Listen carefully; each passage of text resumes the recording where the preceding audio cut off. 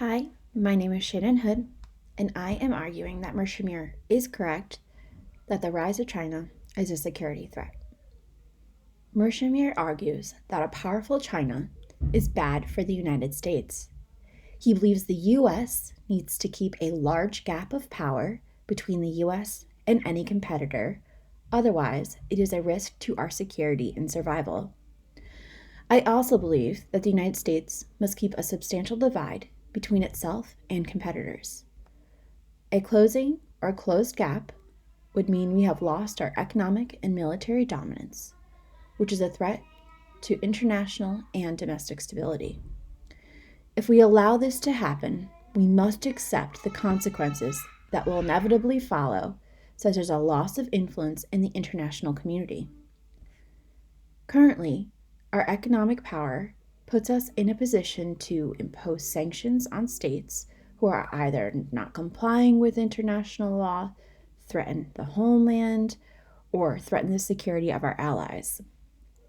We also influence trade and global markets and shape policy throughout the world. Militarily, we currently have the power to deter threats and protect our allies. If we lose this position of influence, this position of domination, we become another nation-state subordinate. We lose the power that we currently have over both our enemies and our allies.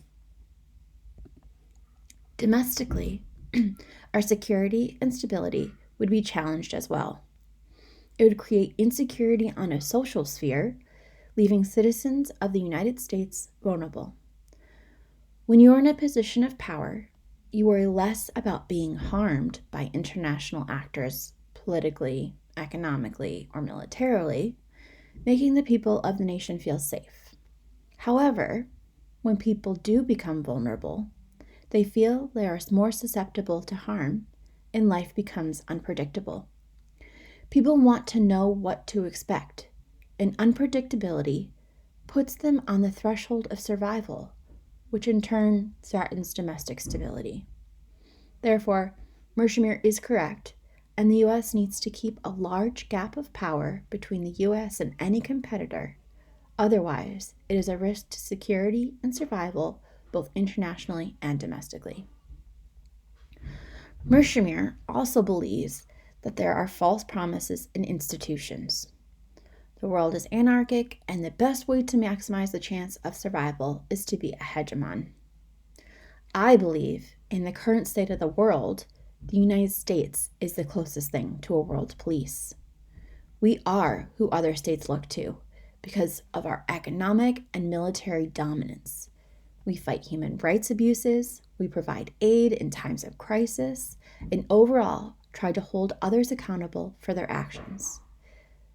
If China was to take the place of the United States as a superpower, it is likely they would not want to be involved with keeping world order, but rather in building their own military and self-promotion.